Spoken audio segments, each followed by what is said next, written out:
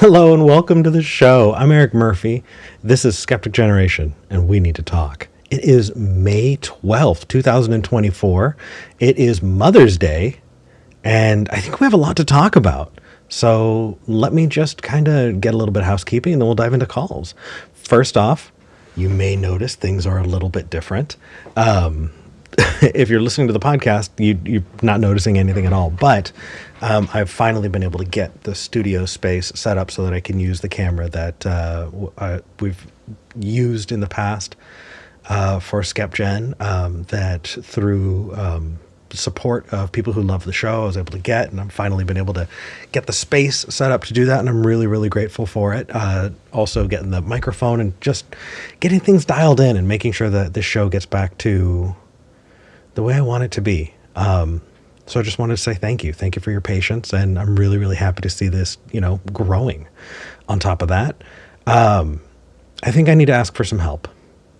I have had people who've reached out and said, "Hey, Eric, I noticed that you're having trouble getting descriptions done." The fact is, I have every episode of the podcast that hasn't been released yet, waiting to go. It's just taking me a while to do the descriptions. So I do think that I need a little bit of help there, and I'm going to get that figured out. So thank you for your patience.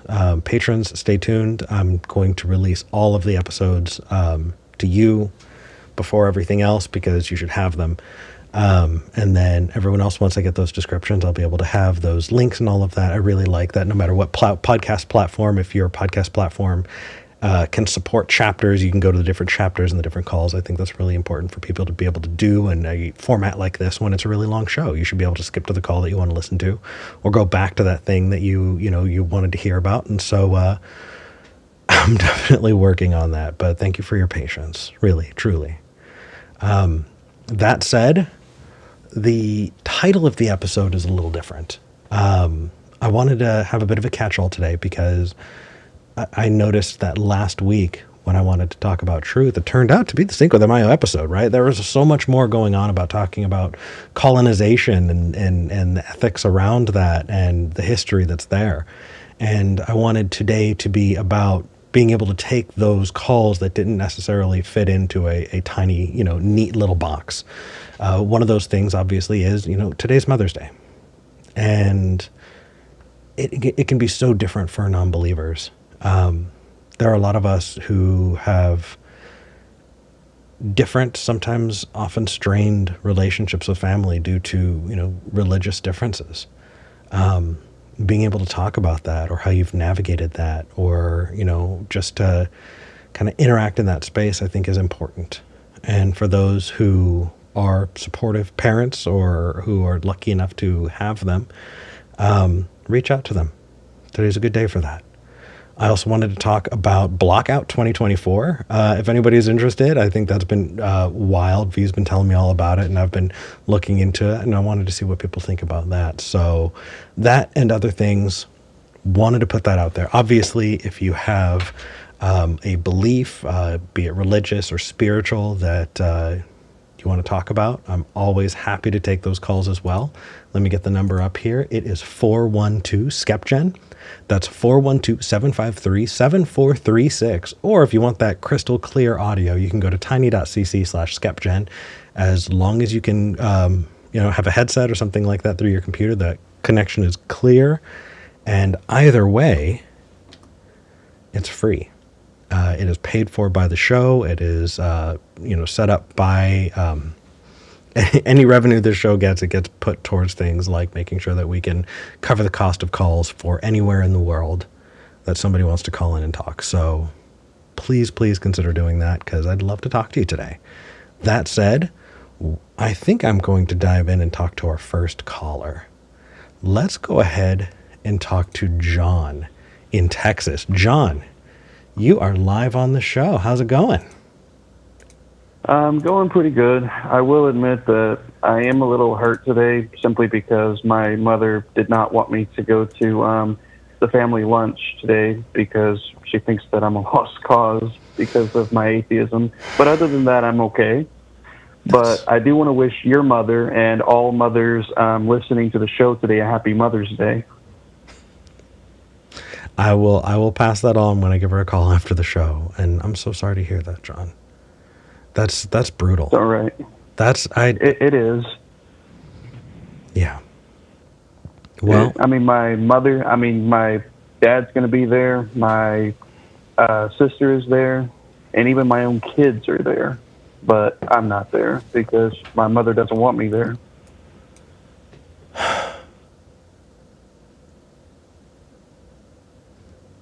Well, I'm but glad. It's okay. I'm sorry. I'm sorry. I didn't. No, I opened the show up to be able to talk about this kind of thing, so that's totally okay. I know you wanted to talk about other things, and we'll get to it, but I'm sending you a big hug, and I'm sorry, brother. That's so deeply unfair. I agree. It is truly unfair because I would love to be there and wish her happy Mother's Day. And I don't even know if I should tell her happy Mother's Day. I want to, but I'm also thinking like, would that just ruin her day? Would that just would she not like me telling her that? I don't know.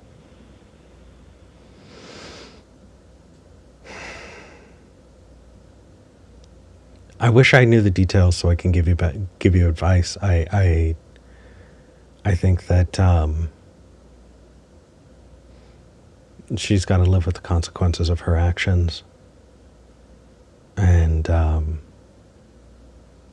that's shitty. Then again, if that's the situation, I'm speaking from a place of like my dad. I haven't talked to him in since I was like 20. I'm turning 37 soon. Wow. Oh, it's a great thing. Trust me. Oh. Oh my gosh. Guy's a piece of shit. I changed my name just so I didn't have to carry his name anymore. So like, mwah, chef's kiss. So not all parents are worth keeping, you know. But that doesn't alleviate the hurt, you know. Because often one of the things that I struggled with was I missed the idea of that relationship more than I missed the relationship. Because anyway, go ahead. I was gonna say, because what that person provided wasn't the relationship that I had idealized as a parental relationship. You know what I mean? It wasn't this big beautiful thing. It was ugly, and it was. Yeah, I missed the concept of it more than I missed the person. That's true. Sometimes we do miss the concept more than the person themselves because we miss what we would actually want from that person instead of that person. But I do want to respond because some people are in the chat asking why she doesn't want me there. So I just want to say it's because I'm an atheist. She does not accept the fact that I don't believe in God. And she says that if I cannot believe in God, and go to church anymore, she does not want to see me. I mean, then she's gonna have to live with that. That's a consequence that, yeah, if that's the case, then she doesn't get that from you. Right. Well, thank you very much for your comments, and I also thank everybody in the chat for their comments. Yeah. Honestly, my dad was kind of the same way at the beginning, but honestly, he has actually looked out for me, and he's reached out to me. And he does try to, get me back with Jesus sometimes, but I always tell him, no, I'm not going to because I don't believe in it anymore. But he does still want to have a relationship with me. Yeah. So I'm very thankful for that. So for Father's Day, I know that I'll be invited to the barbecue that day, but for Mother's Day, I just was not invited this year. And it's kind of sad. Like, I'm just really down about it. But yeah, that's not the reason why I was calling. But no. Thank you very much for your comments about that. That actually did cheer me up and everybody else in the chat as well. I'm glad, because you're not the only one who's experiencing that today. So having someone talk about that, even like this, can hopefully let other people know, feel like they're not alone today too. So that's why I'm supportive of it. Right. But well, thank you. And if anybody else that's going through this, I'm there for you as well. And I'm very sorry that you have to go through it as well. Yeah. But you called in 2 weeks ago and you wanted to follow up. You had called in to say that you could be better morally as a non-believer than as a believer, and I had pushed back, and you wanted to follow up and kind of get into a little bit of a spar here on this, and I'm up for it. So talk to me. What's on your mind? Let's do it. Oh, yeah, right. So 2 weeks ago, I think the title was something, is it possible to be good as a non-believer? And I decided to present arguments stating that it's not only possible to be good being a non-believer, but that being a non-believer actually can make someone a better person because being a non-believer can inspire personal growth and kindness. And Christians or religious people who adhere to dogmatic beliefs for fear of punishment or reward, yes, they do good things, but because they want a reward, because they're afraid of a punishment. Whereas us, atheists, who are good people, we strive to spread positivity, and we try to influence others for the better and create meaningful change without the constraints of divine consequences. But then you twisted, well, I'm sorry, not twisted, that's not the word I was looking for. You challenged my argument with altruism. So you really made me have to think about the topic that I called in about 2 weeks ago. But I do thank you for that, because you did kind of expose my argument a little bit and made me actually have to think about it. So that's the reason that I'm calling this week. Good. To give a little bit of insight. Oh, go ahead. I'm super down. I would be remiss not to respond really quick to what you had said. The idea that atheists strive towards positivity does not bear out in my lived experience. Yeah. Well, yes. Not all atheists. I'm saying, I guess I'm talking more about myself and some other people, because I know some shitty atheists, and I know that you know some too. Oh, yeah. And we don't have to name names. No. Some of them, some of them are rather public people. Yeah. But if you and I agree there, then hit me. What about altruism? All right. So I guess I will say that I myself am an atheist, and knowing that there is no heaven or hell awaiting me, I still strive to be a good person simply because it aligns with my values. Mm-hmm. I also believe that in this grand scheme of evolution and survival, engaging in altruistic actions that serve the common good can foster cooperation, fortify social connections, and elevate the overall welfare of a community.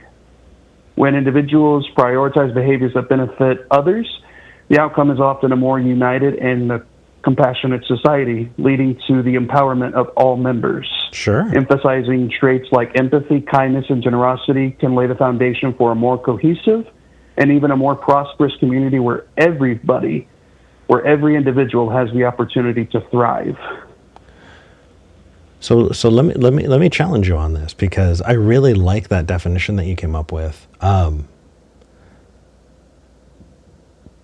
most of that can also be true of a church, right? Well, but my thing about the church is that they have a motivation for that. And that is that they don't want to go to hell, or they want to help others get to heaven. Don't you think that non-believers have a motivation for being good to each other as well? Well, it can be, yes. It can be for selfish reasons, as you were saying before, because it makes us feel good. But also I think it's because we try to make others feel good, which also makes us feel good. Yeah, and that can be a motivation too. I believe and feeling goes back to the... Oh, I'm sorry, go ahead. Oh, no, I was just going to say, feeling good does not make you selfish. Like, I do just want to lay that out there. That I agree with that. Yeah, okay. Go ahead. All right, yeah. So I just believe that all of this goes back to surviving in a society.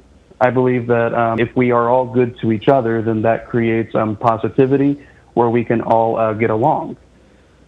And that is necessary for mutual survival. I definitely think that is a good argument for community. Do you think that's an argument for altruism, or are you just saying that community building is a good thing? Like, where like, help outline that argument a bit more for me.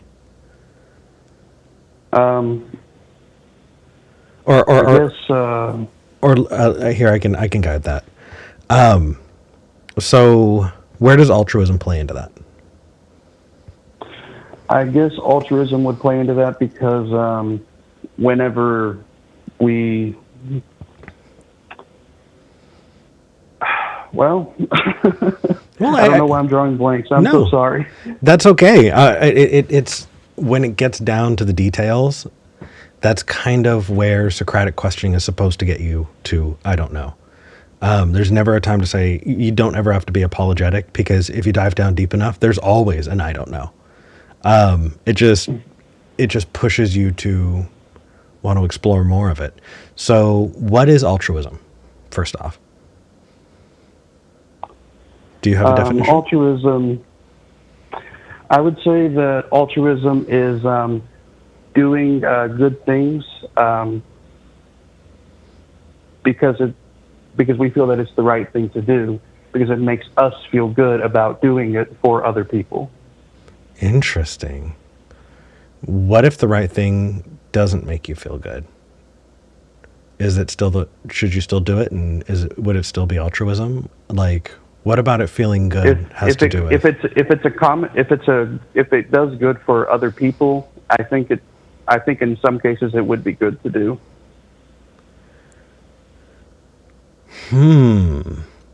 So that's definitely different from my definition. I usually go with, doing something for its own sake, because you feel like that is the most moral or ethical choice in the situation. I think that what I needed to deconstruct personally was this idea that, to me, altruism needed to be untethered from how you feel about it. It needed to be untethered from whether or not it gave me happy feels. Because there was this purity test that I put on it for no really good reason.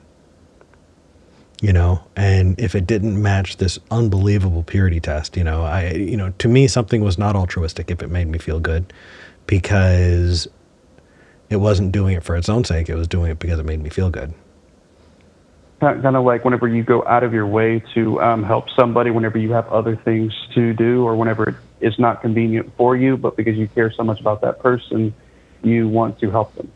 Yeah, and there was this kind of martyr complex that I think I had, that viewed things as better or more, more good if it also came at my expense, if there was some amount of suffering on my end. And when I think back, right, because sometimes we care so much about somebody that even though that we may that it may come at our expense to help them, especially whenever it comes to things like money. Mm-hmm. We care so much that we do want to help them, even if it is inconvenient for us. Yeah, and I when I think back on it, I think it's really cringy, because I think that I wanted to make myself into some kind of martyr, for things that I did. And it's embarrassing to say, but I know personal glory. Yeah, but I'm not alone, and I feel like if I can bring it up and talk. I'm there with you too. Okay, good. It's so cringy. And really, ultimately, if I couldn't decouple that, right? If I needed to be a martyr in order for altruism to happen, then altruism became a useless word. And so either I was going to need to toss out altruism entirely, or I needed to redefine it.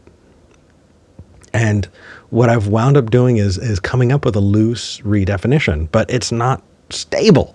And it needs interaction with people for me to really kind of wrap my head around it and solidify it. And I think that, conversations like this allow me to think out loud and, work that kind of stuff out. And so you're being a really good sounding board for me on that. Don't think that I have the answers. I'm just some asshole on the internet. I'm trying to work it out with you. So right, but you're also making me think as well, and you're making me have to think to expand my my thoughts. Right. I'm also thinking out loud with you, and I do appreciate that. And I really like this conversation that we're having. Good. Okay, so because I'm not an expert in altruism. No. Well, yeah. But let's go with that. Would you agree? Maybe altruism is doing something for its own sake. Yes.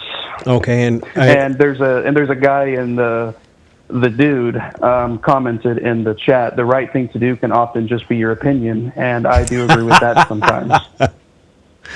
Yeah, I mean, all of it is. The right thing to do is not objective. Neither is morality. No, just what we agree to, and then it can be objective, but that's just creating a tautology. Right, and it changes all the time. It does. I do think there's room for tautologies in it, though. Like, I'm not going to throw something out because it's relying on itself necessarily. But that's an entirely other rabbit hole to go down. So let's stick with altruism. So you can feel good and still do altruistic things. I think we both agree to that, yeah? Yes. Is something more or less altruistic if it makes you feel good?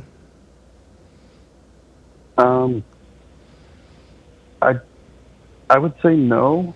I agree. That came at a lot of deconstruction on my point, because I really thought that if it made you feel good, it no longer qualified. Okay. So it sounds like our use of altruism is rather different from the way a lot of religious folks use altruism, because I didn't just come up with this martyr complex. It was taught to me. It was served up to me in church that, all examples of altruism came ultimately at the cost of, whoever it was. You think of the ultimate, altruistic actions, and you think of the saints, different Christian martyrs, and how what they did was paying this ultimate price. And so okay. So we have a different definition of altruism than our religious neighbors. Yes, we do. Does that mean that we can be more altruistic than them? I mean, according to us, I guess we could, right? Yes, I think that we can, because we are doing it out of, I don't know how else to say it, but out of the kindness of our own heart, because we're not expecting, we're not doing it in the name of a God. We're not doing it because we want to avoid going to hell, or because we want to go to heaven, or because we just want to please this God that doesn't exist. We're doing it because, yes, it does make us feel good, but we also want to enhance the human experience. We want to make others around us feel good. And I think naturally we just want to be, those of us that try to be good people just want to be good people, to spread goodness. I maybe my lived experience is just different, because really, when I've reflected on it, I didn't do things because I was worried that God was going to punish me if I didn't. I didn't do things because I was trying to earn brownie points with God all the time. A lot of times I did things, good things, because I wanted to. And then when I was praised for it, my immediate reaction is to glory, all glory should go to God. And so I would pivot and then kind of retroactively pin, my motivations on God, instead of on, it made me feel good to do a good thing.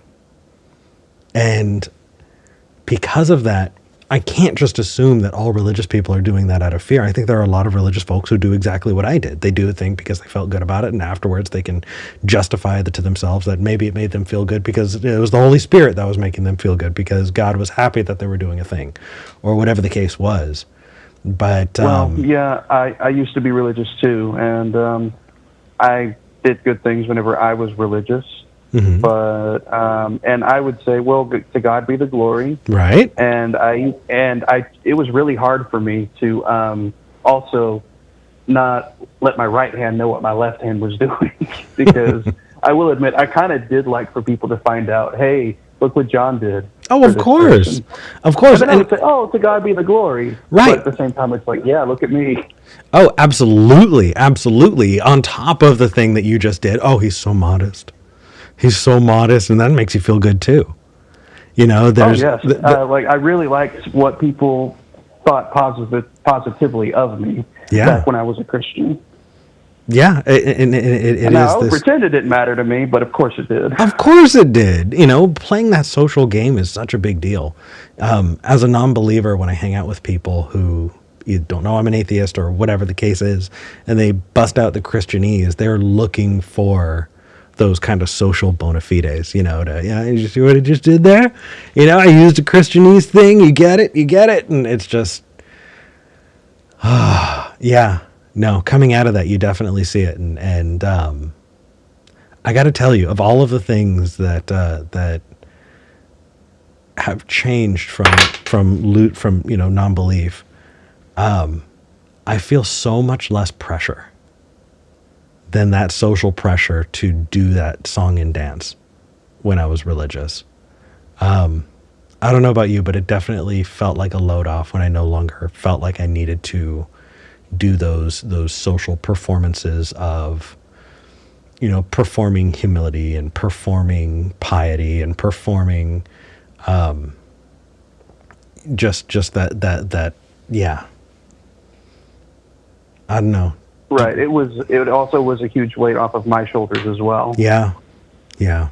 Okay. So yeah, I'm not alone there. That was yeah, the cringe there. But there are some good things. V and I had a... Right, I'm just an angry atheist. Oh, of course, hates of the course. fact that I was indoctrinated into religion and that I was stuck in it for so many years. I mean, I've been a full atheist 100% since August, so I've only been an atheist for like 9 months now. Okay, so I guess I'm still in that very angry phase. So I guess sometimes I do exaggerate, and I try to talk so badly about religion that I do exaggerate sometimes, and you've called me out on it, and you know what? I'm not even mad. Hey, you're right. You know what? It's totally understandable to be angry at this point. But I will tell you that, you know, when you grow up in it, it's really hard to just leave all that stuff go. That's why I like celebrating so many holidays, because I feel like it's my inheritance. You know, it is a culture that I was brought up in, that just because I don't go to church doesn't mean I'm not going to celebrate Christmas and Easter and whatever else, because those are times that I want to get together with people that I love and tell them that I love them.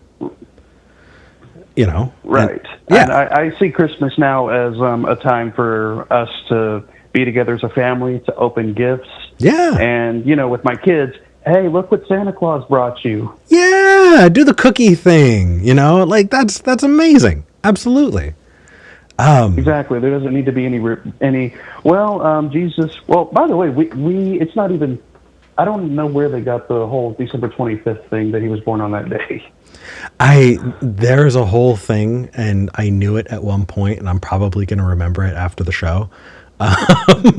But you are welcome to join me on Discord, and everybody else too. You know, I do an after show. I go to Discord and just hang out and talk to people, and the link is in there. Yeah, I think it was because they tried to replace a pagan holiday with a Christian holiday, if I remember correctly. I think so. I think Yule. That said, I do want to tell you that it is totally okay to remember fondly the things that you grew up with. It's not all gone forever.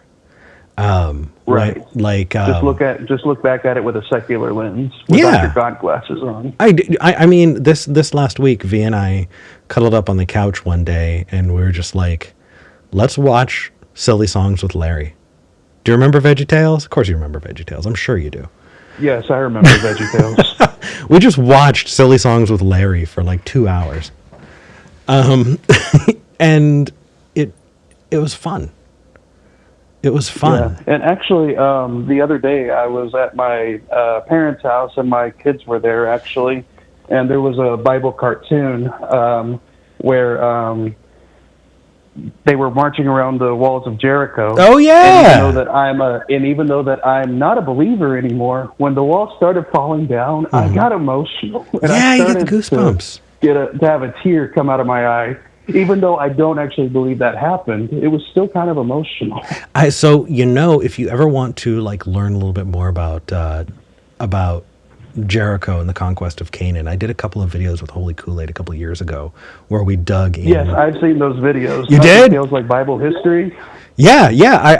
Those videos are the Holy Kool-Aid was the first atheist channel that I really discovered, and I can say that his videos, and mostly Nothing Feels Like Bible History, really helped me deconvert. So I'm really thankful to Thomas for that. Yeah, Thomas was my roommate for years, and he actually taught me how to animate and made me the video editor that I am. So yeah, I was hands-on with helping with a lot of that. We actually did a couple of really deep projects, some of which never got published, which makes me sad, but like, oh my gosh. Well, I hope you can publish it one day. There are some stories, man. There are some stories that we never got to tell that just, maybe I can talk about them a bit in the after show. I don't know if it's the right thing to do like on this. Back in August, I was just thumbing through YouTube and I saw a video that said contradictions about, I think it was 12.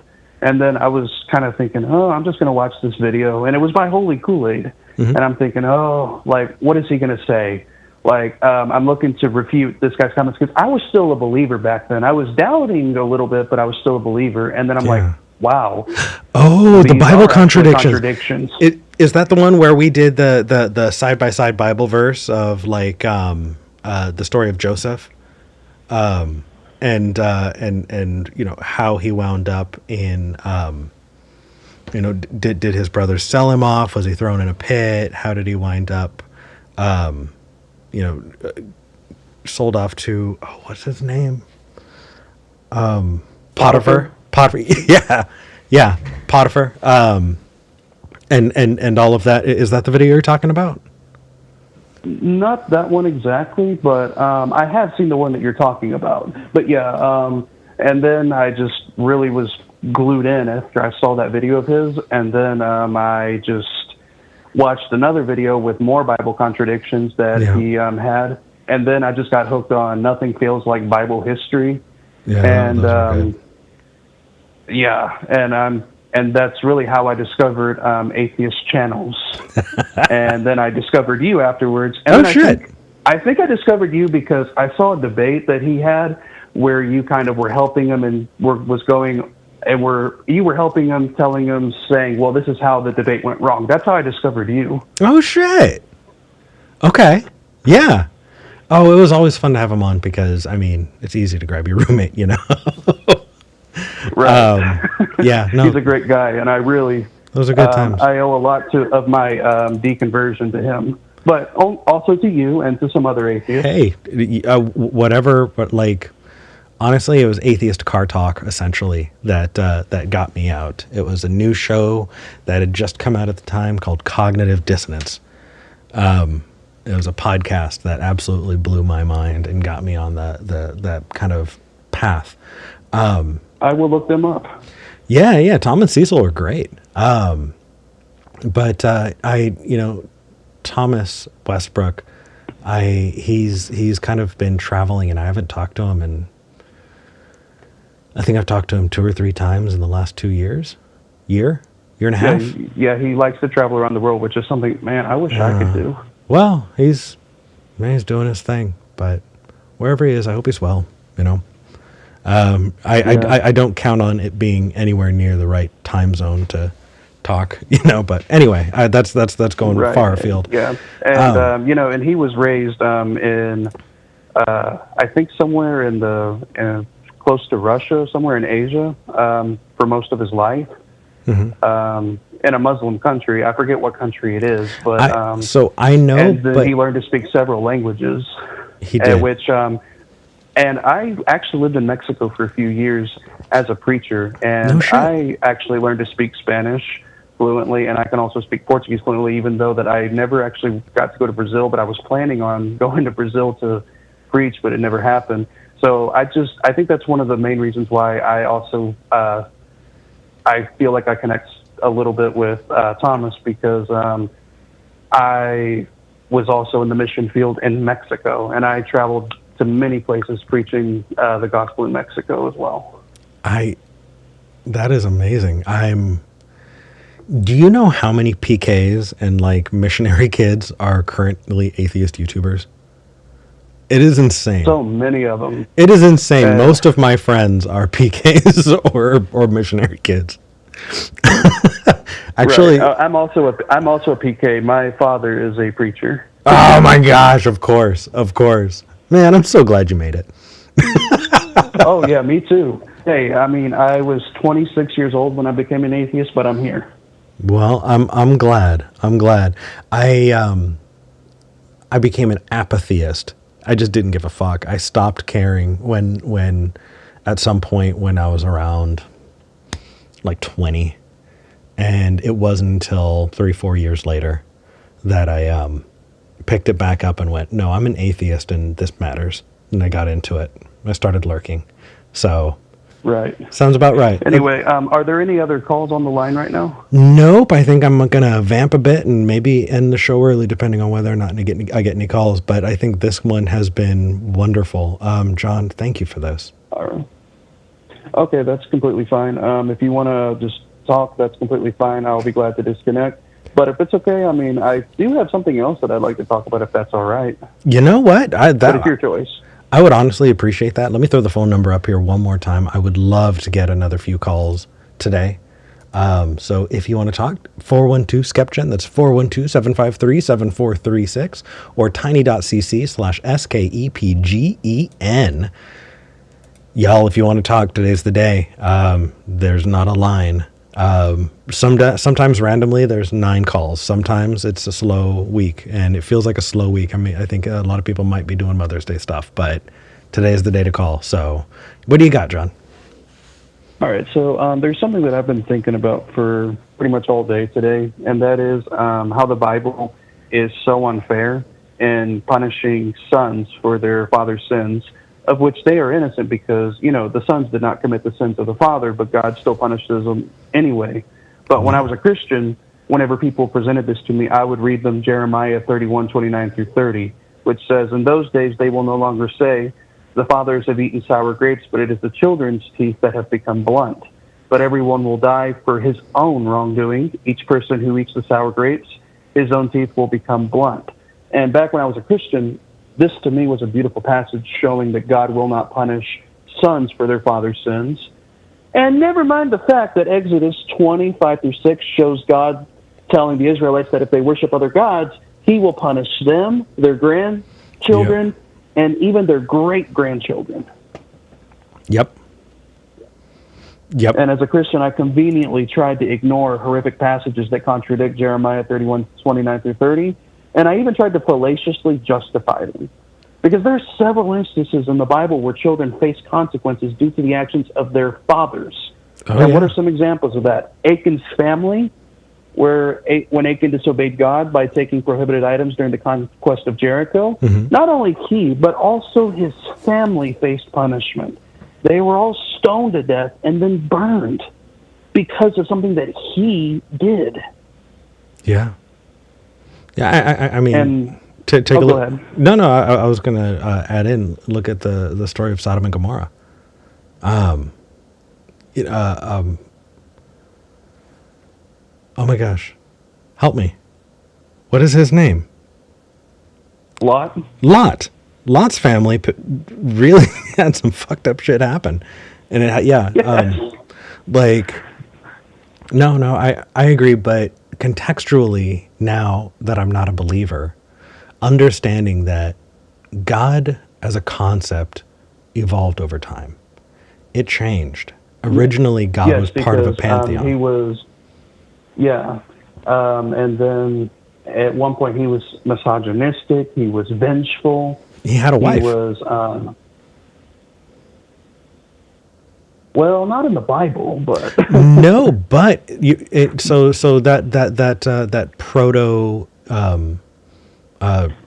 Back whenever he was still El, the Canaanite god. You got it, and that's where all of these other Israel, Baal, it all ties back. And then in the Old Testament, he talks about other gods as if they exist.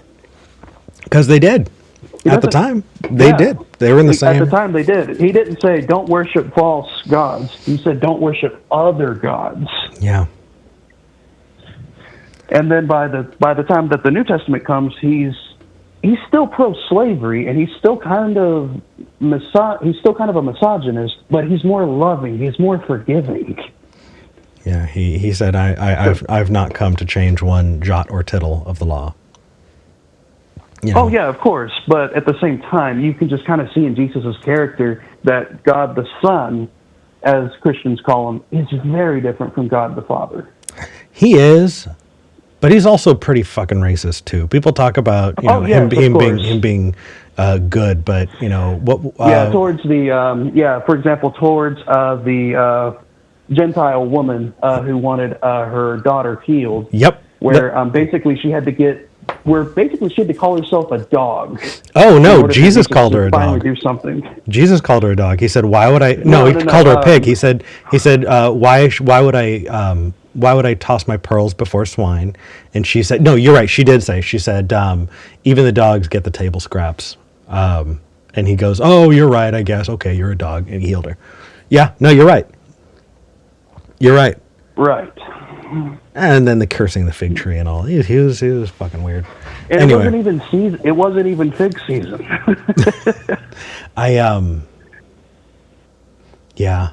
No, I've wound up picking up some stuff from there that just blew my mind. I mean, I'm not going to disagree with you. The idea of cursing, of generational curses is absolutely wild. And I think it definitely does justify tribal violence. You know, this tribe... because it was a tribal time. Yeah, and so this tribe upset God several generations ago, so we should feel fine in wiping them out today. So there's... Yeah, it served a purpose at the time. Not a good one, but just recognizing its context. Oh, no, definitely not a good one. And it's something that we learn from. And as they say, the past is the worst. Do they? Who's they? Okay, well, that's just sorry, that's just something that I saw from another YouTube channel. Sorry. No worries. I want to know. I've only heard one person say it. Simon Whistler. He has several channels. Like, you know who Simon Whistler is? Absolutely, right? Absolutely. Yeah, he did Today I Found Out. Yeah, exactly. And in some videos, he says the past is the worst. So sorry for saying. No, it's they okay. Say, whenever in reality, just him. the thing that gets me is he does so much content that he has script writers that are doing it, and so a lot of what he's saying, I want to get to know those script writers. I wish they could have some time on camera because, you know, he's a lot of times he's just kind of reiterating what sometimes they do comment. Yeah. Anyway, I wound up getting another caller. Okay, I would be glad to go ahead and disconnect so that the other caller can have his time. Well, we'll see what people think. It's going to be an interesting call. John, you saved my butt today. Thank you. All right, you're very welcome. Have a good day. You too. Okay, this next call might be the last for the day. I don't know. Let me put the phone number up one more time before I take it. But 412-SKEPGEN, that's 412-753-7436. Or you can go to tiny.cc/SKEPGEN, that's tiny.cc/SKEPGEN, toll free. Today's the day to call. In the meantime, we're going to talk to R in Parts Unknown. R. Hi, Eric. So I called to follow up on our conversation of 2, maybe 3 weeks ago on carnism. This is one of those rare Sundays, as was that time, that I am available to listen live and participate. I'm a cat rescuer, and usually I'm doing cat rescue stuff this time of day on Sundays, or pretty much all day Sundays. But following up on the previous call about what if altruism doesn't make you feel good, I'll give you an example within animal rescue. I and a whole lot of other rescuers are fucking exhausted almost all the time. We go without sleep. it drains our bank accounts, especially if we're not 501c3s. Most of the time, we feel awful and burnt out, and we keep on going because we believe that in the greater good, we're doing something that is bigger than ourselves. I appreciate that. I have a question for you in regards to that. Sure. How do you feel? How do you feel about spaying and neutering cats before you put them up for adoption? Absolutely. Okay. So first of all, neither I nor any other responsible rescuer would adopt out an unfixed cat. Okay. Dogs are a slightly different matter because with cats, they can be spayed or neutered much earlier than dogs. And so people can adopt a spayed or neutered cat that's a couple of months old as long as they weigh enough for the surgery. Dogs have to get fixed later on. So people still adopt puppies. But then the dog rescuers can to provide a spay-neuter certificate along with the adoption. So do you think that cats want to be spayed and neutered?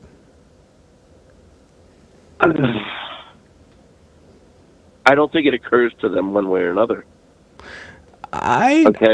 You don't think that if they were to know about what was going on and be given the choice that they would choose one or the other? Okay, if they could know about the bigger picture, I would say, yeah, spay neuter me. Okay, so what about humans? Do you think that there are situations You're where... talking to a guy who had a vasectomy 30 years ago. I got a vasectomy 2 years ago, so we're on the same page, my friend. Just because you can consent does not mean that you can force that on others. And so there are awful situations where in the United States there were groups of people, minorities, who were forcibly sterilized against their will. Right? I don't think that's a good thing, and I don't think there's a greater, bigger picture that you can appeal to that can validate that. Would you agree with me there? No, we can't. But not every situation between humans and animals and non-human animals are analogous. I agree. They're different. For example, if I want to. Well, you actually don't need to, because I think we're on the same page. Where I'm kind of steering this is, I think there's a difference between a right and a protection.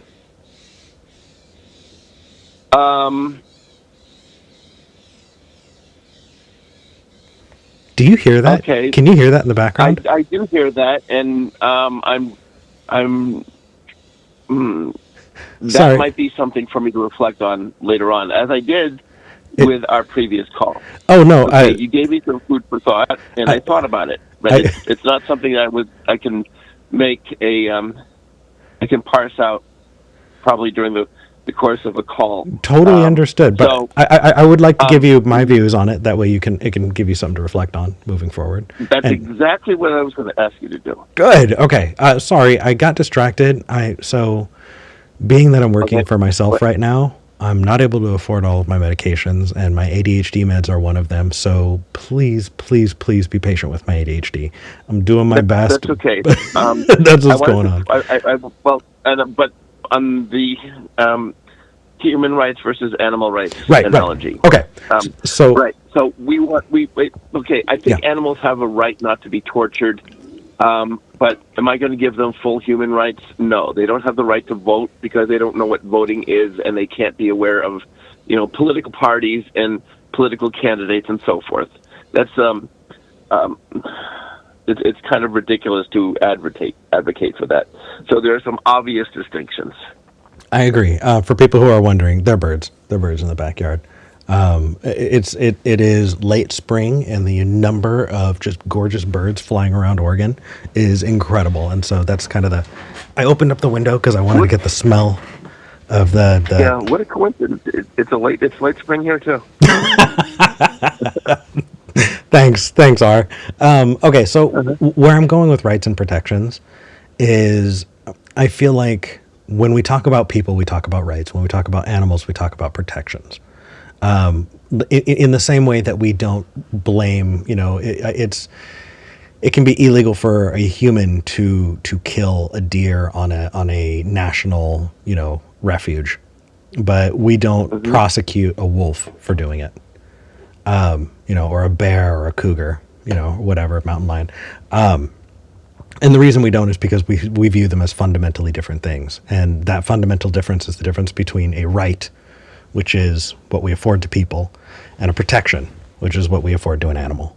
And the difference between a right and a protection, I think, is something that I don't hear very many vegans talk about, because a lot of vegans that I talk to conflate rights and protections when we just outlined a few big differences. You mentioned voting, we talked about sterilization, and I talked about killing animals, on parks.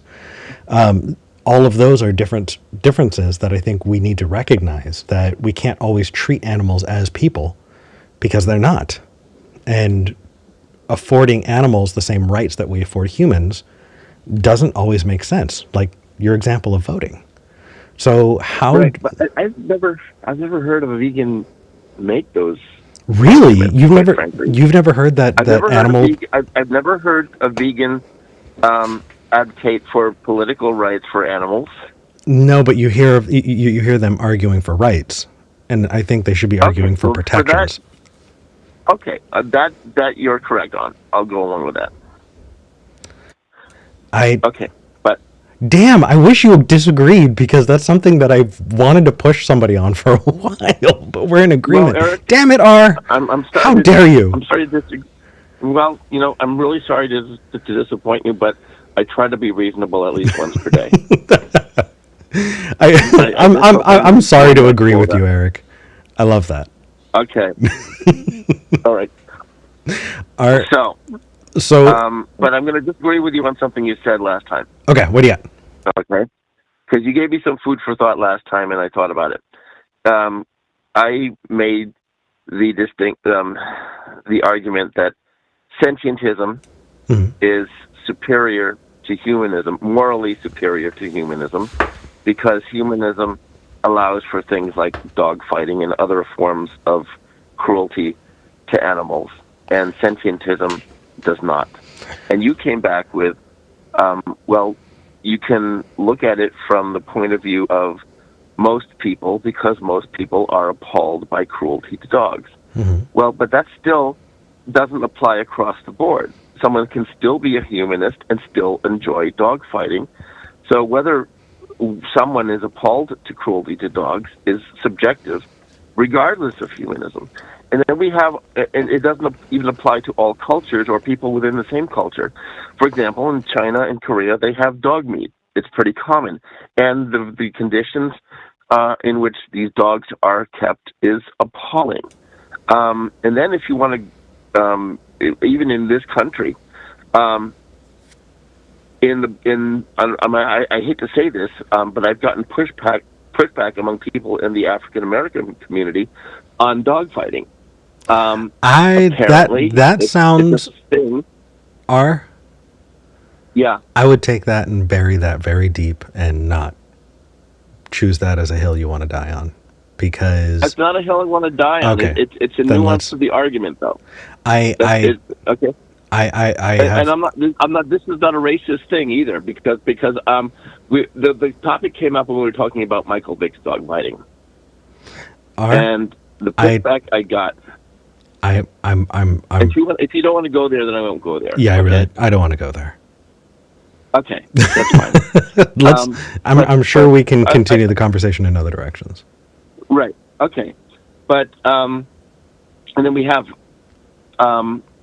examples of cruelty to farm animals or bovine-type creatures when we're talking about bullfighting in Spain, Mexico, Venezuela, and other countries that have this. And most people are appalled by it, yet we still get stadiums full of people applauding the ritual torture of a bull to death. I believe that has something that we've gone about 2 generations without. That's an old thing. No, it's still there. We still have the running of the bulls in Spain, and guess why they run? So running of the bulls is different from bullfighting. Okay, but the fact is, the bullfighting. The whole reason that they are run is because it begins the bullfighting season. All right, these bullfighting still applies, and I'll tell you something. For example, I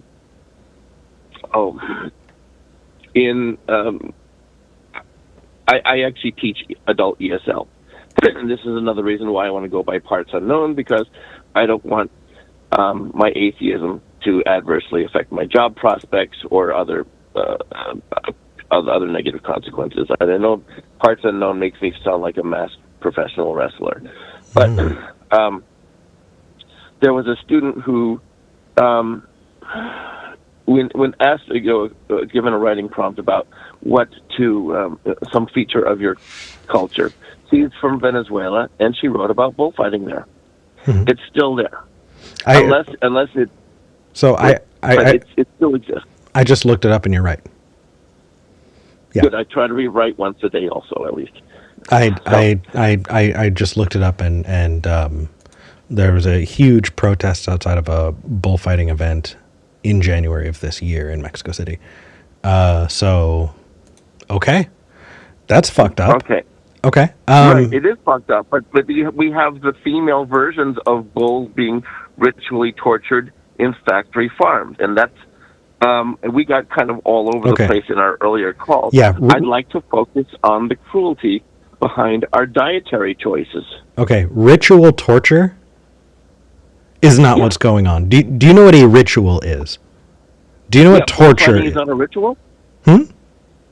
Bullfighting is not a ritual? No, you said in factory farms. Oh, well, if we talk about something that, we have factory farms are set up with a system.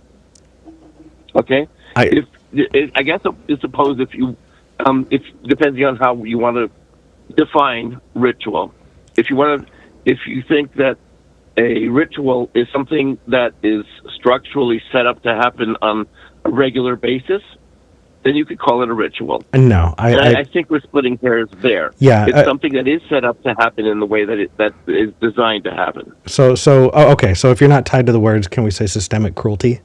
Because I'll agree with systemic cruelty, but not ritual torture. I'll go with systemic cruelty. That's fine. Okay, I'm following. Okay, so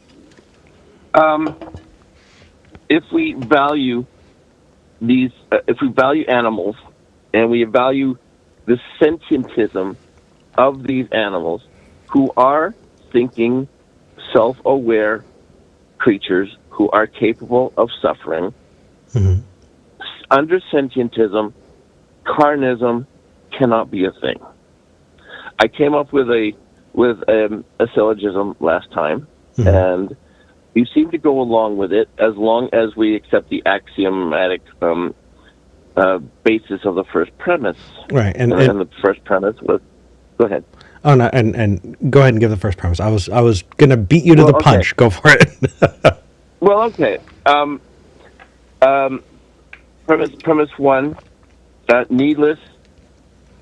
I'm sorry. You know what? I'm on like 3 hours of sleep also, but I wanted to take advantage of this. Well, this is it's something that's important to me, and even if you don't have a lot of people listening now because it's Mother's Day, you're going to have thousands of people listening later on.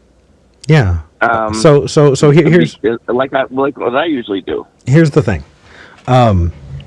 In the content that I produce, what I want to emphasize is ongoing conversations, because I feel like that's when people change their minds. They listen, they go back in the same way that you and I are continuing conversations. And I continued the conversation with the last caller before you. Right. Okay. I don't agree with you I don't agree with you on everything, and exploring those is really important. And if you're operating on 3 hours of sleep, whether or not I have callers, I don't want you to come in not ready. You know what I mean? Like, I would much rather talk to you on a day where you're well rested. Well, okay.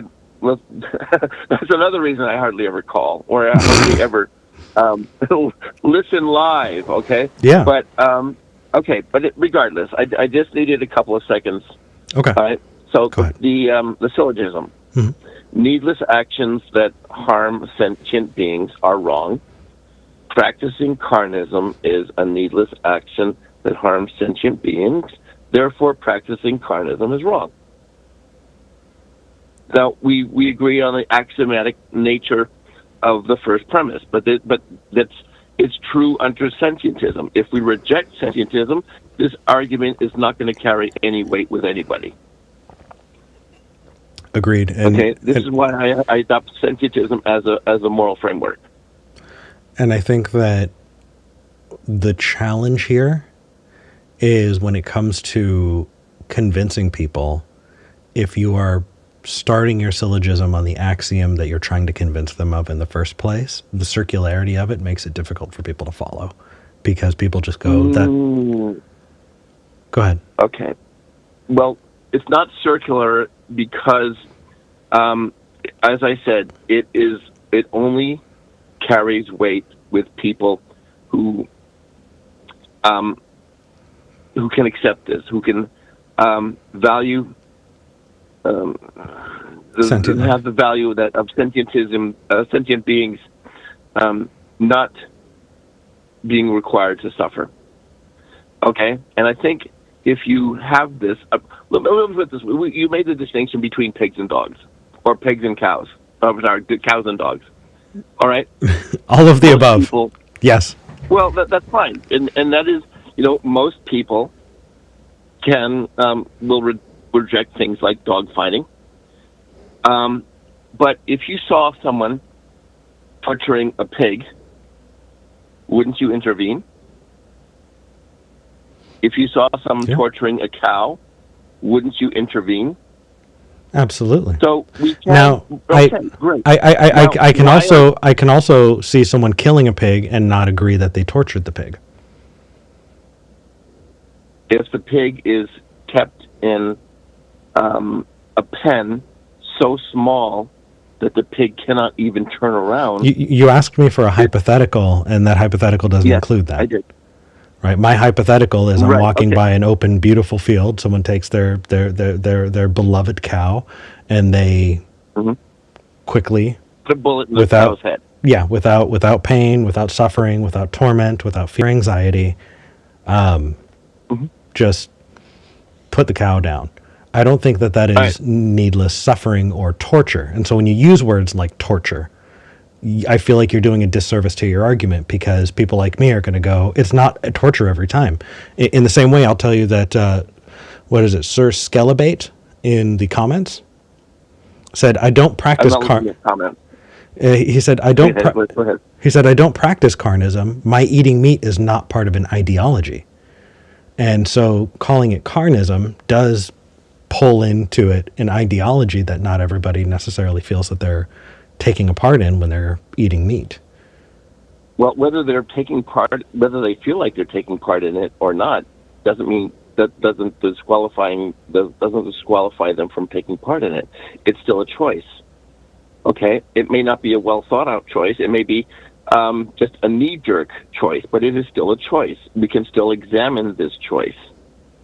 Okay, and I'm going to grant that not all killing of animals involves torture. Okay, good. But the torture aspect is what I really want to focus on, because I really want to focus on the animal suffering aspect of this. That's the biggest step. And this is why I'm not so much arguing for veganism as I am against carnism. But veganism is what you get when you reject carnism. All right, but the biggest aspect of this that I think bothers me and most vegans, and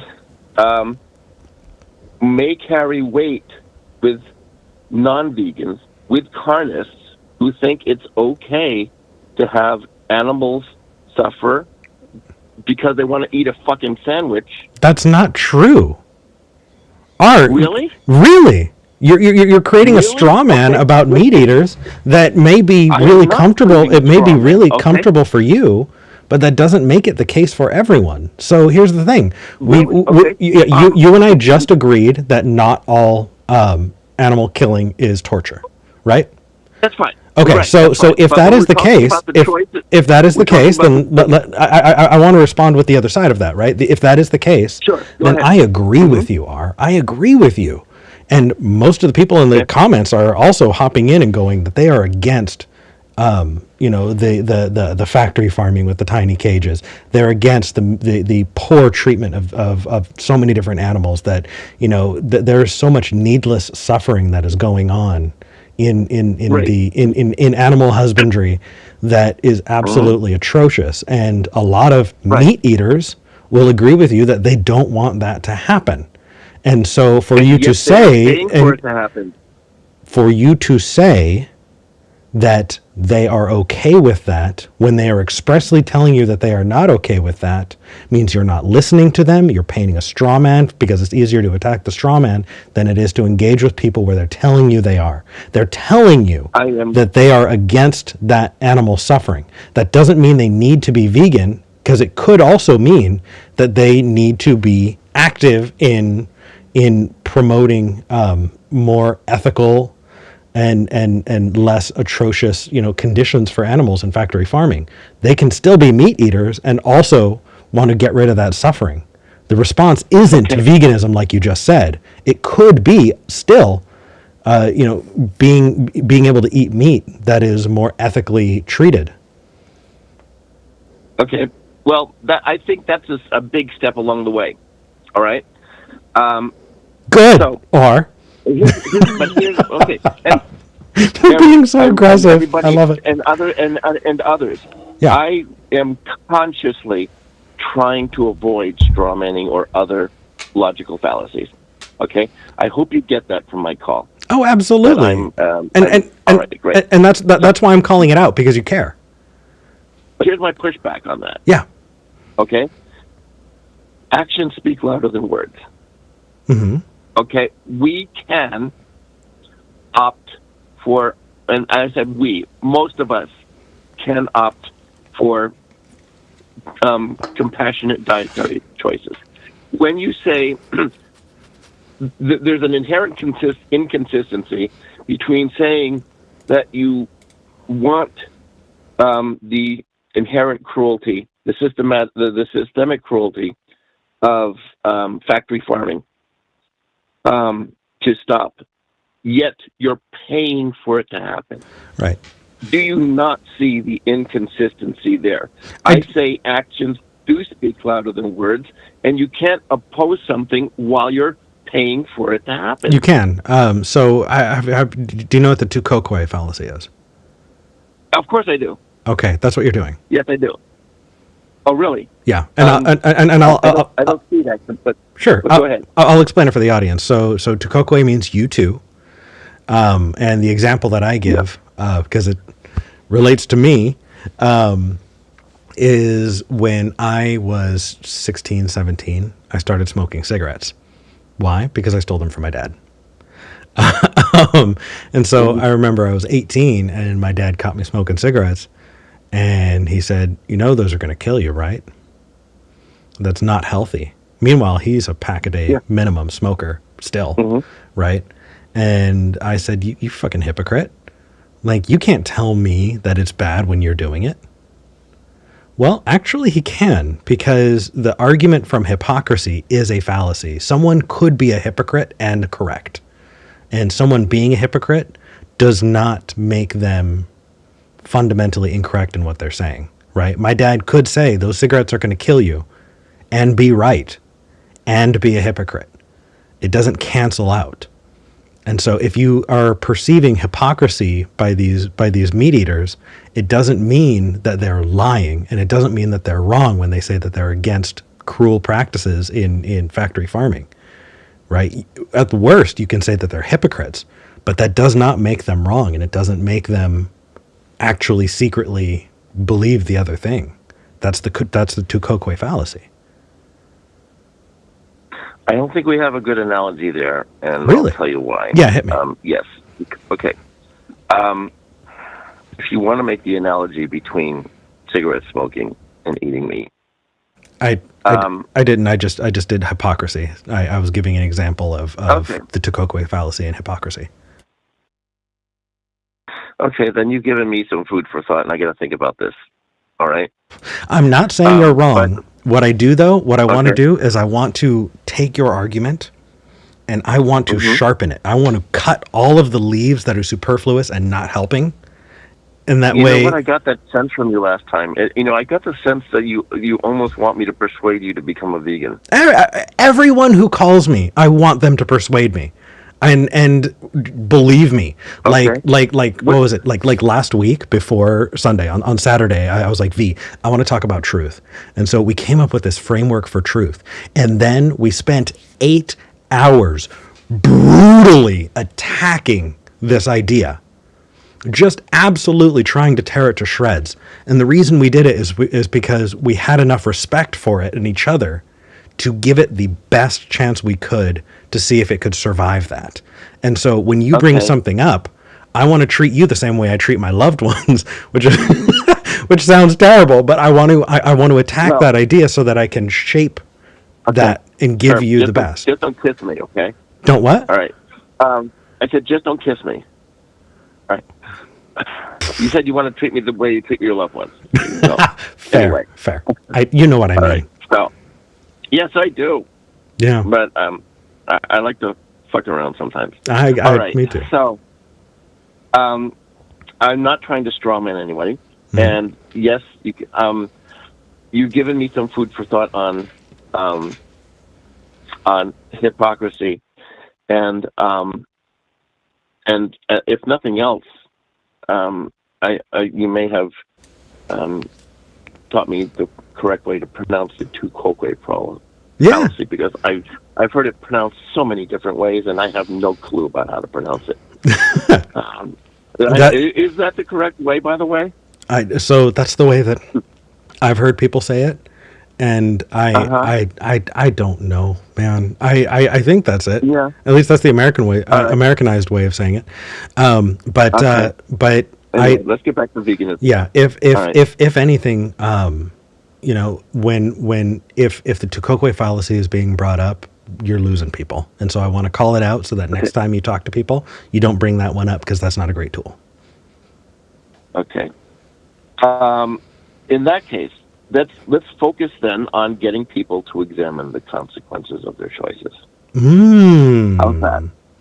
Okay, so if we're focusing there, then I want you to know I'm putting a couple pins on. I want to make sure that if we're going afield of that, and we're not talking about consequences of choices, and we're moving into, I don't know, some side argument, I'm going to try and bring it back, because I want to stay on this topic. Well, the topic, where I want to focus on is the suffering that results from people's dietary choices, and to a lesser extent, their clothing choices. So who's suffering? Innocent animals. Okay. So we're not talking about environmentalism. We're talking about animals. Exactly. Okay. The environmentalism is a different facet of the argument that I'd like to talk about on another call. Beautiful. I'm on the same page. Let's go. Great. We're not going to be exhaustive in any one call. Never. Okay. That's why we do. That's why we do ongoing conversations, my friend. Right. Okay. So when someone buys meat in most Western countries, we have more than a 90% chance, and with pigs, it's more like a 99% chance, again, according to USDA figures. And you go ahead and Google it. I'm willing to have my feet held to the fire also. Sure. Okay.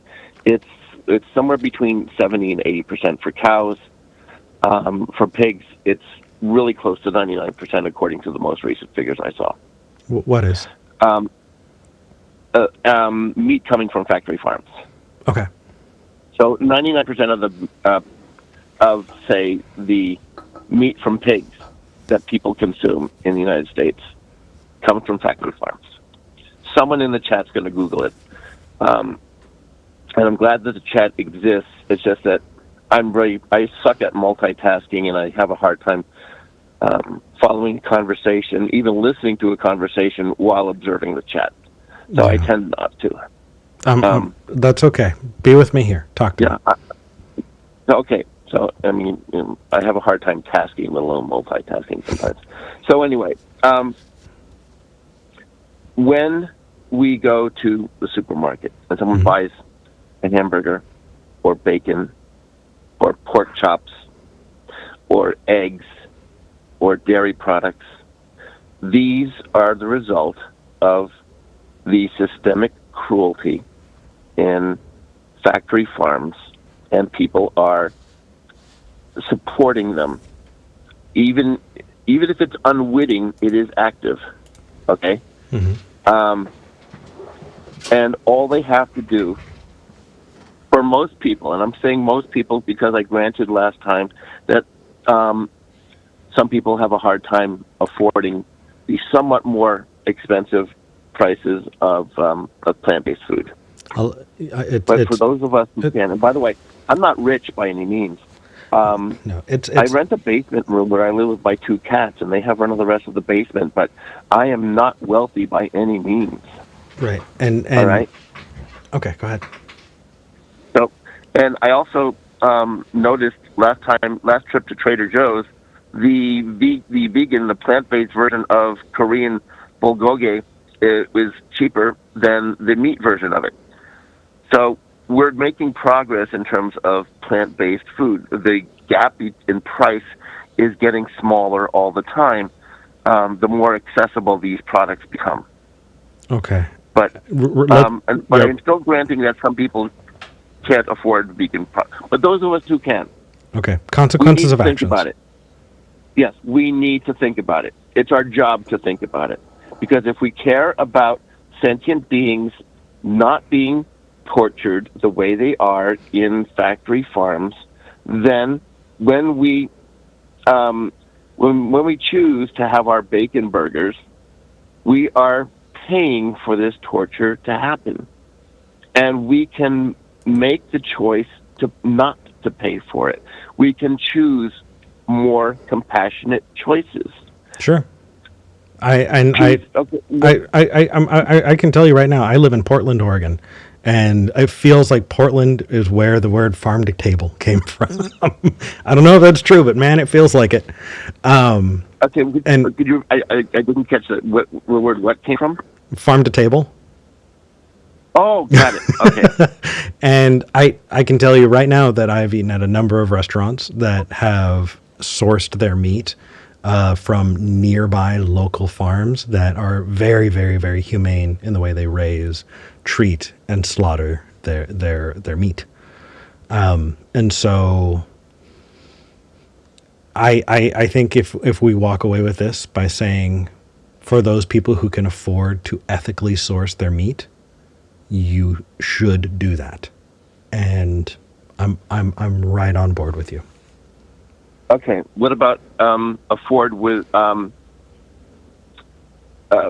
products that eliminate the need for animals being killed altogether? That's a different avenue, granted, but you brought it up, so I'm going with it. Say that farm to table, ethically sourced meat versus a factory farm meat. Yeah, for people who can afford it, I think they should. Yeah. What about plant-based products? What about them? As opposed to factory farmed meat. Oh, like plant-based alternatives. I think that like a veggie burger instead of a hamburger. Okay, those are different things often. But I will tell you that there are times when I've absolutely switched. So I love chorizo con huevos. I love it. It makes me very, very happy. All right. Tell me what that is. Sure. Chorizo is kind of like a wet sausage. Oh, okay. Got it. I misheard you the first time. Okay. No worries. Chorizo and eggs, right? Chorizo con huevos. Okay. Now, I will tell you that it is serious soul food. It is very, very, very off cuts. And I don't think that what is in chorizo is pushing the industry forward. But that said, things like that and sausage, they taste like the spices that they're mixed with. And I have moved to having vegan chorizo because it tastes the same. It's less greasy, and that's fantastic. I've had numerous vegan sausages that taste just like the sausages because they taste like the spices, and that's just kind of where that goes. So I'll agree with you there. I don't agree that vegan burgers are the same, but there are vegan alternatives that are good. There are, if you want to go to Impossible Burgers, oh yeah, they're better. No, okay. So that's that's a taste thing. I've had them both, and it is. Yeah. But, I made some. I used some plant-based so-called chicken with. I did like a stir fry for some friends who were non-vegans, and I didn't tell them it was vegan, and they didn't think to ask because they didn't put two and two together. Oh, guys, okay, this guy's vegan and he's cooking us something, and I gave it to them, and they raved about it. That's great. A lot of the times, this stuff tastes as good as the meat products does at its best. We're talking about tender, so that it like melts between your teeth. And yes, you're right. A lot of it takes on the flavors of what you're cooking it with. Mm-hmm. I'm not even that good at cooking anything, but I can, I have my moments. So cooking a thing that people loved, I that's fantastic. Right. I'm trying to meet you. I'm trying to honestly meet you everywhere I can. And I'm meeting you in the middle on there being plenty of vegan alternatives. By the way, there was somebody in the comments who said that they're not able to eat chorizo because they know what's in it. Try vegan chorizo. Sure. It's amazing. Well, Drew Harrison, vegan chorizo. My God. Okay. But then there's also the cruelty behind eggs. And you want... fuck off with that. No way. I lived on a 27-acre ranch and raised chickens. The way that they lay eggs, there was no cruelty involved in me taking and eating those eggs. None. Oh, really? Really. What happens to the male chick? What about it? Well, I'm asking you the question. If you think this might be something that a lot of people don't think about, because male chicks hatch from roosters. Eggs also. Yeah. Right. Okay. From fertilized eggs. Not all eggs are not laid fertilized. We had a rooster. Enough. He was an asshole. Okay. Well, like most are. It's kind of their jobs to be assholes because they want to run protectors. their heron. Okay. Yeah. Go on. If you go on YouTube, and there's a video called, and this is clickbait. The video is called IHOP egg recipes, and if you search for that, you are going to get IHOP egg recipes, but you're also going to get this. It shows the ritual cruelty about what happens. Okay, you keep saying ritual, which is weird. But... Well, I'm sorry. Yeah, systemic. Sorry. No, okay, go ahead. Systemic cruelty. It's going to take a while for my brain to shift gears between a term that I've been using for a long time and one that I've just agreed to use in the past few minutes. Got it. Appreciate it. Okay. So, systemic cruelty that male chicks are subject to. They are literally ground alive. There are machines that have been invented and manufactured for this industry, specifically for the purpose of grinding them up alive. Okay. Do you think that there are many meat eaters who are like totes cool with that? Do you want to know what we did with our rooster? No, the thing is... On our ranch property? They may well be unaware of it. Well, okay. Because I was unaware of it until I saw this. I'll tell you what we did on our property. Mm-hmm. When our little asshole rooster became just too much to deal with, we found him a home. Right. And I drove that rooster an hour and a half to take him to his new home. And that's how I dealt with it. So okay. Wonderful. I don't think there's inherent cruelty in eggs. Again, I will agree with you that systemic cruelty to animals is something we can agree on together, even with meat eaters, and we should push people to fight against it, and for us to want to insist on just not awful like living conditions for these animals and for non-cruel treatment. I don't think that eating eggs is necessarily cruel, because once the rooster was gone, once the rooster was gone, do you know how we found out that we missed an egg? You could smell it. No. Right? Like, it's not cruel to eat the eggs because they weren't going anywhere. And okay, that's fine. It's not cruel to an unfertilized egg, but if we're talking about eggs that are the result of factory farms, then look at the conditions that the hens are kept in. Yeah. They are also very often kept in cages that don't even allow them to spread their wings. They are kept in cages. Okay, imagine like an 8.5 by 11 piece of paper.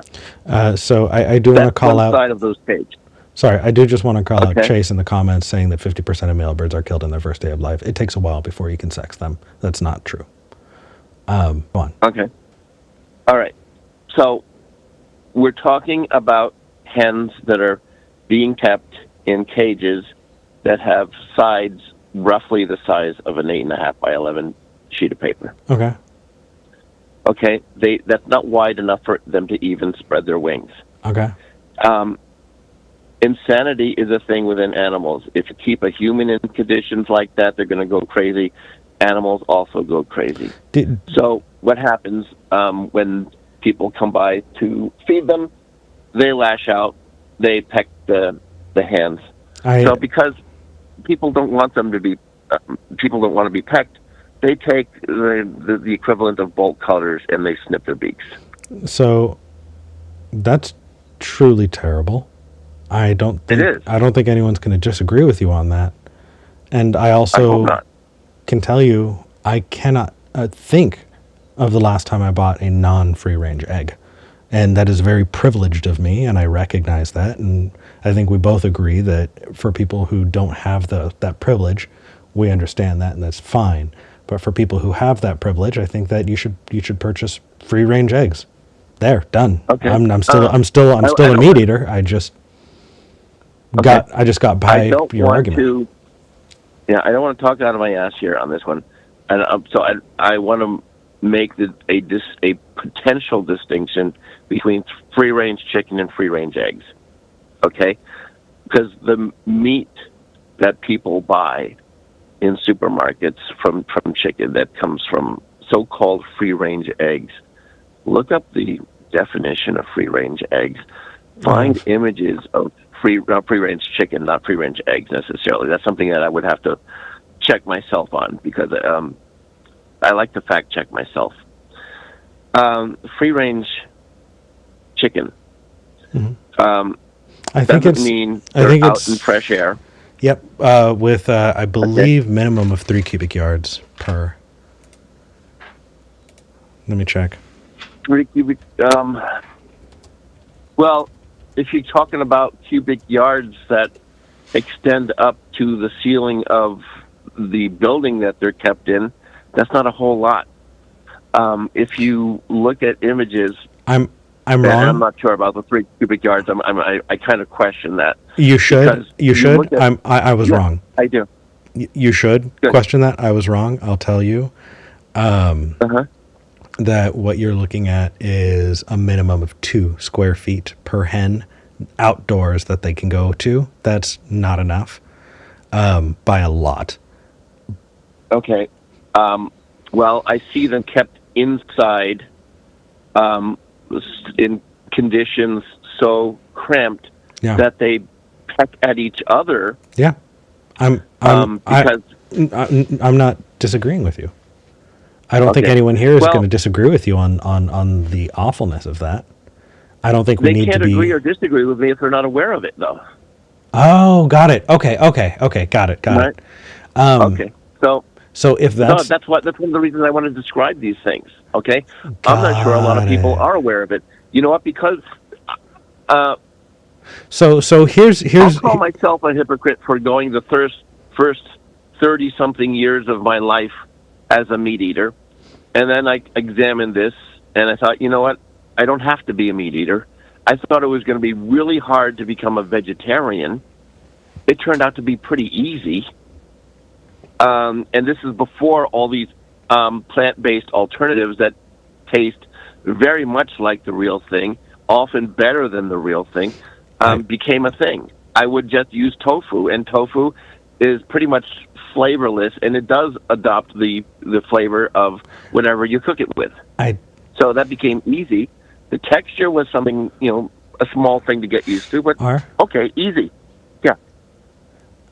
Here's what let's experiment with this. If Sure. if the purpose of this call is not to go over the arguments for or against, but to instead inform the audience in case they didn't know that factory farming exists and it involves awful cruelty to a lot of animals, then what I'm going to do is I'm going to appeal to the audience to go to the comments and let us know if it's the first time you've ever heard of it.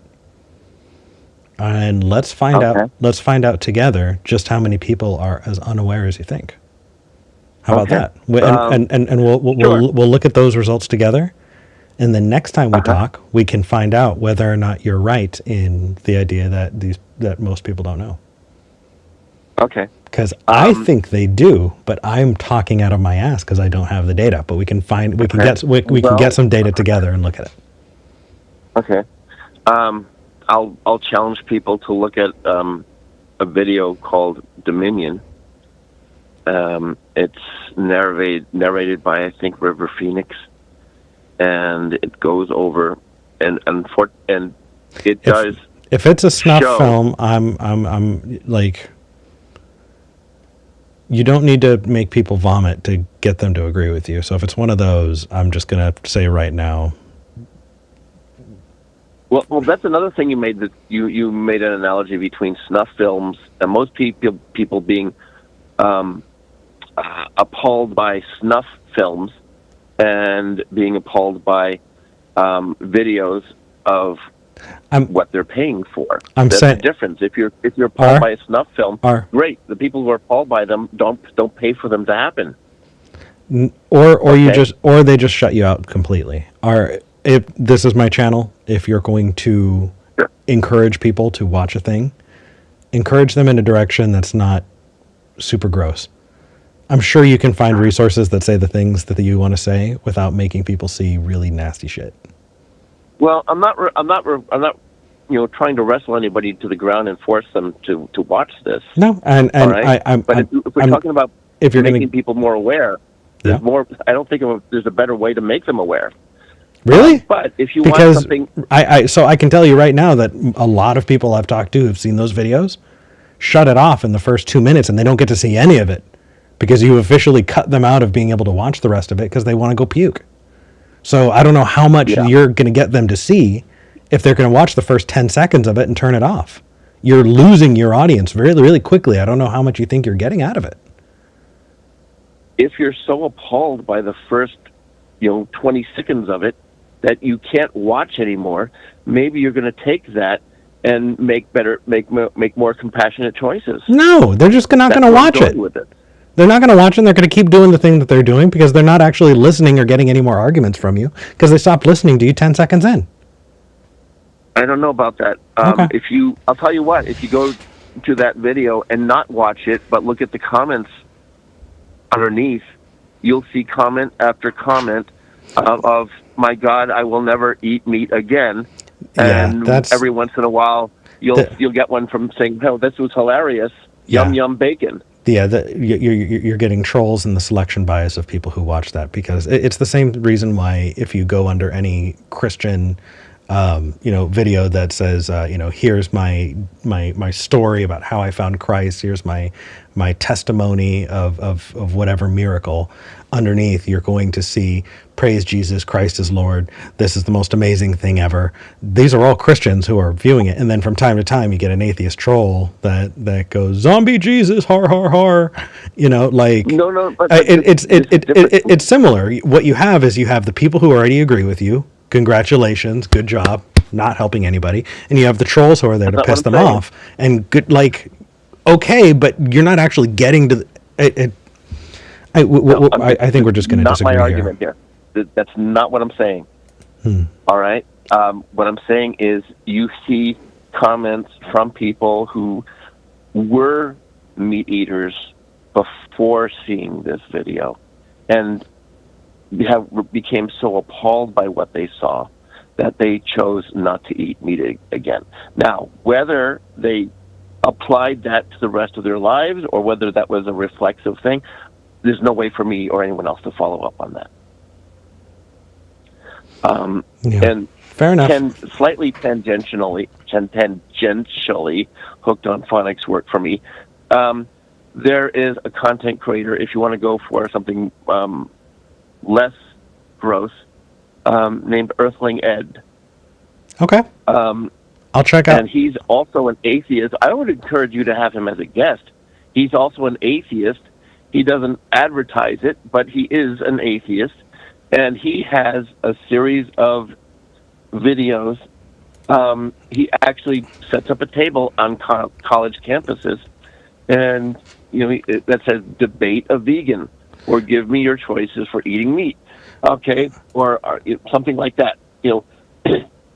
I'm a vegan. Change my mind. Something like that. And he has like these 8 to 12 minute videos of him talking to people and people who eat meat, who,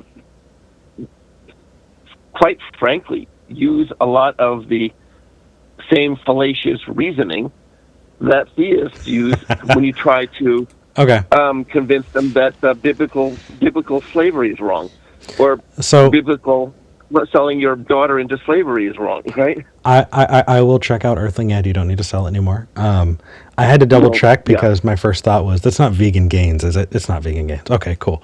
I don't even know what Vegan Gains is. But what's Vegan Gains? Yeah. Go down that rabbit hole and call me and let me know what you think. It's bad. All right. It's bad, my friend. Okay, so I think we've talked quite a bit here. I'm glad you've definitely given me. We have. Yeah, you've given me something to look up, and hopefully I've given you stuff to think about, and we can maybe build on it more. Eric, and I will. But I hope I've given you things not just to look up, but think about. Yeah, absolutely. I'll think about it. I hope that you'll. I will tell you. Think about it while you eat a bacon burger, all right? I will think about it while I eat my vegan chorizo and non-vegan eggs. Okay. Then I do challenge you to look at I think it's about a 3.5 minute video of the IHOP egg recipes. That's one of the few videos that I could watch from beginning to end. It was still appalling, though. If I agree with you at the gate, I don't need to watch it because I already agree with you. Okay, but then you're still choosing eggs from factory farms. No, I'm not. I told you I source my eggs. So my mistake. No worries. Okay. My error. That's okay. Have a good rest of your day. Thank you for calling in. Okay, thanks. Yeah, bye now. Bye. Just watching the comments, people are like, "Oh my god!" So yeah, you may be asking, Eric, how come you weren't being as hardcore on calling out fallacious things? And because, did you see how through the conversation we built up a rapport where we were talking and honestly stopping and going, I was wrong here, I didn't know that, and building and growing from there, being able to introduce and say, hey, here's actually where this doesn't work, here's where there's a problem here, instead of jumping in and yelling and stopping things immediately. Being able to have those conversations is what's going to change minds. I'm not just interested in filleting atheists. I'm not interested in kissing the asses of people who already agree with me. I want to give a good example of how you can have these conversations effectively with people you disagree with. That's what's important to me more than just making people pat themselves on the back. So if you wanted me to get upset and angry, there are plenty of places to go for upset and angry. I do get upset and angry when it's warranted, but if I think that I can actually change someone's mind, I'm going to use the tactics that I think work best, and that is both holding people's feet to the fire and not being unnecessarily jumping down their throat. Who would have known you can do that? That said, I cannot believe it's almost been 2 hours and we've only gone through 2 calls. People are talking about vegan gains. Oh my goodness. Okay, I really, really want to hop into a group conversations about this. So with that said, I think I'm going to go to Discord because I want to join a group conversation about this. If you want to join me, and all the rest of us, the link is in the description for this video. I hope you can hop over to Discord and join the live show right after this. For people who like what this is doing, if you want to help support the show, I would sincerely appreciate it. Every little bit helps. Consider going to patreon.com/skepticgeneration. That's patreon.com/skepticgeneration, where your support can make sure that this keeps going. We haven't gotten more patrons, so the show's still not paying for itself yet, but it's worth doing, and so I'm going to keep subsidizing it because I think that it needs to be done. That said, if you want to help contribute, it would sincerely be appreciated. I hope y'all enjoyed this because I definitely enjoyed the conversations that we had. I also hope that you've enjoyed the new lighting and camera and all of that. I think it's clearer. I think it looks nicer, and I'm definitely really happy with the way that it's come out. But any feedback is sincerely appreciated because I can't do this in a bubble. That said, thank you so much for joining me. I really had a good time. Oh, I didn't read the comments. I had a super chat. I read the comments at the end of every episode, and I want to make sure that I read the comment that I got. That one girl, thank you for your super chat. That one girl says, think global, shop local. Got a good number of thumbs ups, and I got to agree. Think global, shop local is fantastic advice. Okay, that said, I'm Eric Murphy, and I'm glad we had this talk.